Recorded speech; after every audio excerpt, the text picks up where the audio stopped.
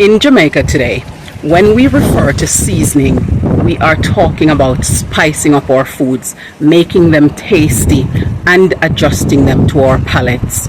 Well, if we go back a few centuries, the word was hardly used in such an appetizing manner.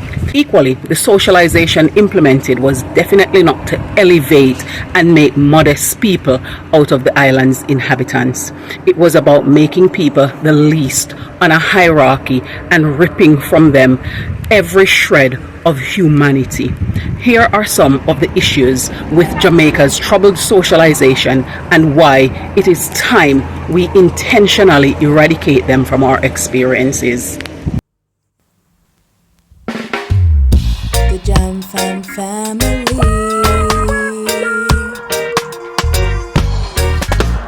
Jam Fam, come hang with me. Yeah. Hello, Wagwan. Pick up yourself for the idea yard your dear abroad. Welcome back to another episode of Life with the Jam Fams. In this episode, we're going to be discussing some of the issues surrounding Jamaica's troubled socialization. Jamaica, once the jewel in the crown of the British Empire, still bears the deep imprints of its colonial past, not just in its architecture and governance, but profoundly in its societal socialization. These historical conditions continue to hinder national progress and as such necessitates a conscious effort towards decolonization and resocialization. The core issues stem from the brutal seasoning process, which was imposed on Africans from the late 17th to mid 19th century and others who were living on the island at the time when they came in and took it over from the Spanish.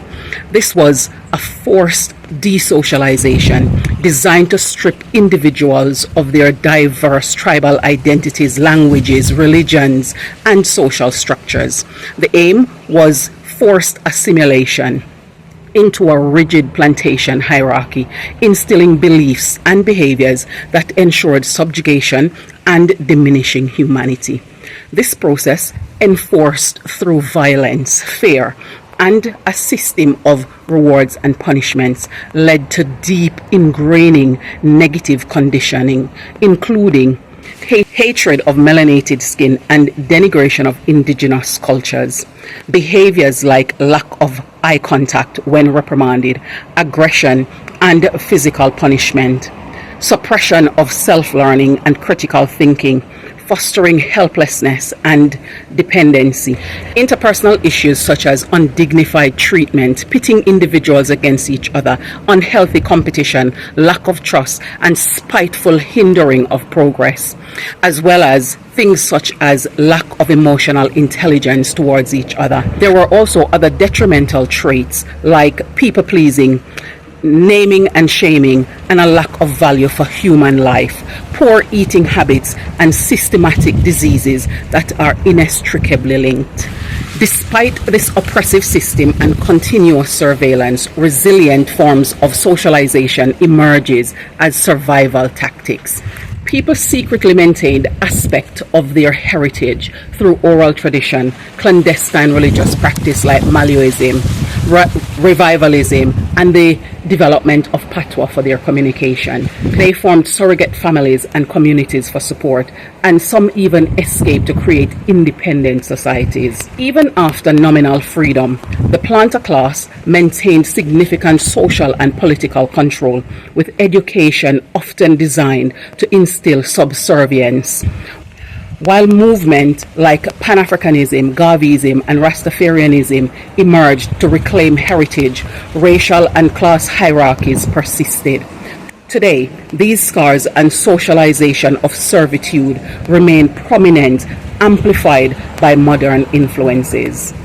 The dehumanization was multifaceted and intended to ensure that the people saw themselves as non-entities, to force them to and keep them at the very bottom of the hierarchy, and that continues today in boardrooms, committees, and corporation ownership shares.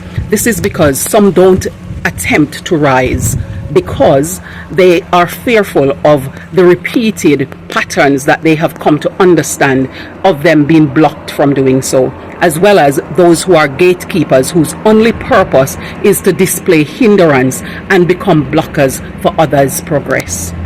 These behaviors, of course, are all hinged on internal inferiority and inadequacy parading as power. Hence, this hierarchy needs toppling. The quickest way to achieve it is through mental emancipation and resocialization. Today, the Jamaican society is a vibrant tapestry woven from those historical threads. Although Jamaicans have made significant progress and have heavily influenced the world with its culture, Jamaicans and Jamaica still need to overcome some of the unproductive and destructive socialization from its colonial past that is still limiting its people. For Jamaicans to truly reach their full potential, they must intentionally decolonize their mentality and traditions. This involves eradicating the deep psychological conditioning from the colonial past, moving beyond a survival mode and subservient frame towards self-confidence, self-worth, and collective national self-sufficiency. This is certainly possible with direct intentionality and cultural innovation. It requires a reclamation and institution of a socialization that actively works in favor of the nation's progress. It's up to us as Jamaicans to individually and collectively play our part in transforming the Jamaican landscape and condition through transforming our minds by resocialization. What do you think about the current Jamaican socialization? And what are some of the ways you believe that this is evident in everyday interaction? Also, how do you believe that we can, as a people, quickly spot these and address them so that it doesn't any longer limit us from the progress that we are truly capable of making? Let us know your answer to these in the comments below. We look forward to having the interaction and reading your comments, and we will make sure to take the time to not just read but to respond to as many of them as we possibly can. We're having a bit of a cold front at the moment. We've been having rain for a couple of days back, and it's just raining on and off, and so we're chilling here, and I'm just going to see if I can pick Eleona's brain and ask her some questions. Eleona, I want to ask you a few questions, if you don't mind. Well, actually, I'll just ask you a question and then you can give me your response. So there are a few things in terms of how people are socialized, so how they grow up learning how to behave. What are some of the practices people do in Jamaica that you see in Jamaica that really provokes your peace? Boisterous and outrageous behavior. What do you mean by that? Like especially when, for example, I'm walking on the road and I just see a group of people and they're just acting like they're mad and have no sense. And then noise. And when the man just like cha cha cha cha, like never know how to say that. That's just disgusting. What, were they showing with their mouth open? Mm-hmm. Well, they might talk to and you just everything will fly out. And then when them yawn and they just have to make this big uproar. Everybody have to know I'm yawning. Everybody acknowledge me, attention please. It's very annoying every time they do it. Okay. Any other thing that you want to highlight? When they're impatient and then just talk back after everybody like them think it will make no difference. Okay. So they start quarreling and make a big fuss. Okay. That almost sometimes when I look at it, sometimes I think, oh, okay, here we go. The childhood regressive behavior is now coming to show because they just cannot afford to just be patient. So I guess that's their coping mechanism to the delay. Well, thank you for sharing your lived experience and the things that you find aggravating. How do you cope with those things though?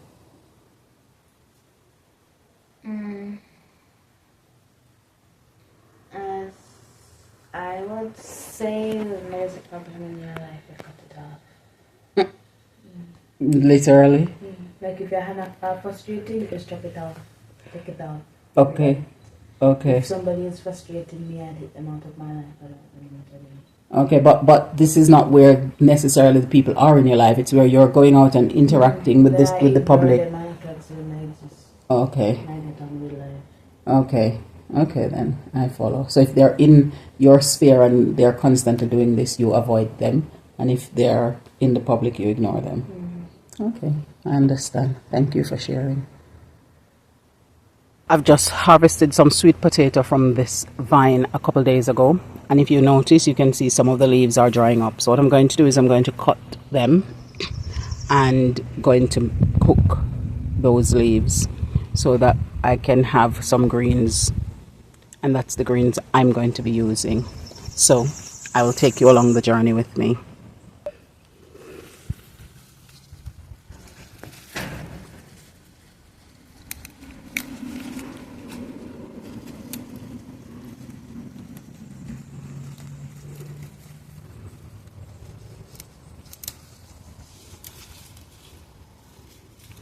And don't worry, they'll get washed when we go in.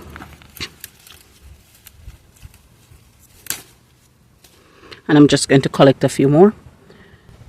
And this is the bundle I've managed to harvest. So that should be enough for me for one eating. And maybe be able to share for 2 portions. Because it's just going to be the roll of my vegetable that I'm eating with my meal. I'm going to get a couple of peppers to go with that.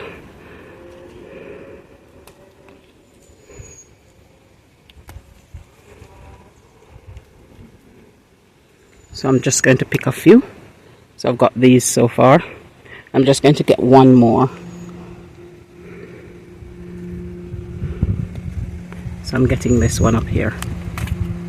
There's lots of peppers on there. We've got peppers over here too. So we can just harvest as needed. The other thing I'm going to get as well is some Mexican mint. And that's right here.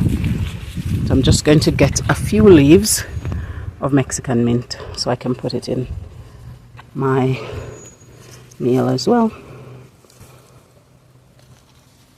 So I'm just going to pick a couple of them because it's a big bed of it right here,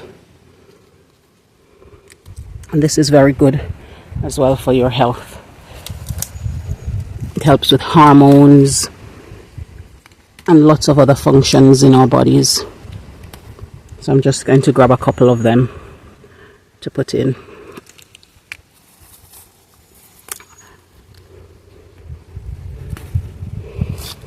That should be more than enough. So this is my sweet potato leaves that I have. I cut off the leaves with just a little bit of the stem, and I will cut these down as well because I don't want it to be too hardy, but I don't just want the leaf because then it will just cook and feel something like spinach. And I want a little bit of, I even like when I cook the spinach to have a little bit of the stem in there as well. So I'm going to go ahead and cut this up now. So I've gone ahead and cut off the hardier parts of the stem so far. So what I have now is those, and I'm just going to cut those down. You can throw those away if you don't want to use them. If you throw them away when you're cooking collard or spinach, then you can throw them away here, or bush cabbage. But if you don't, then just include them in. And now I'm just getting the leaves down to the size that I need them.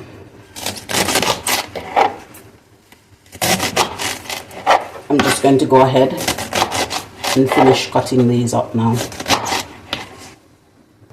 And now I'm going to just do the same in terms of cutting these up. So this is the Mexican mint or Cuban oregano.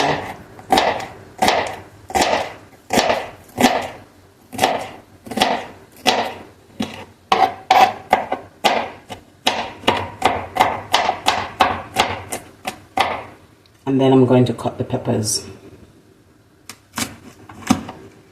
I'm just cutting out the seed section, and then I'll cut the other bits of it up.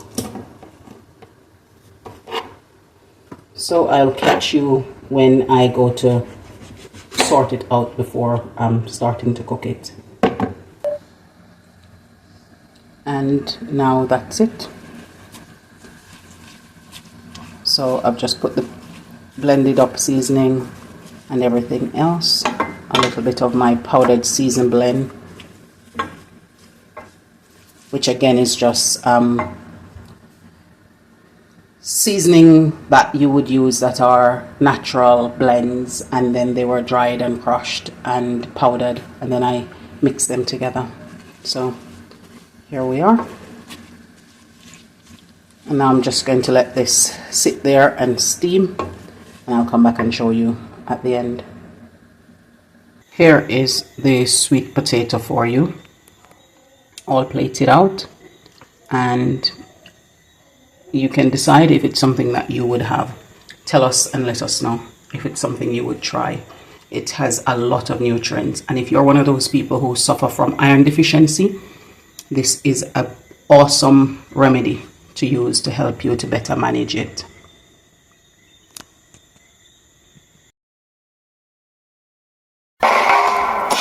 The Jam Fam family.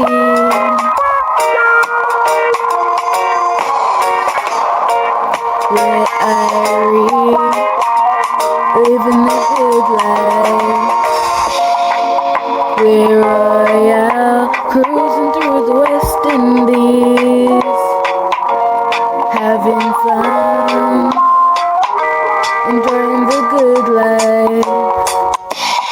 Jam Fam family, the Jam Fam family, yeah. Jam Fam, come hang with me.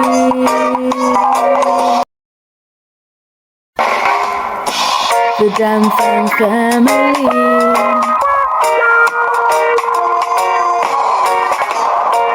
We're Irie, living the good life. We're royal, cruising through the West Indies, having fun, enjoying the good life. Jam Fam family, the Jam Fam family, yeah. Jam Fam, come hang with me. Thank you for staying here with us on this another episode of Life with the Jam Fam. We look forward to seeing you in the next video. And so, bye for now, and do take care.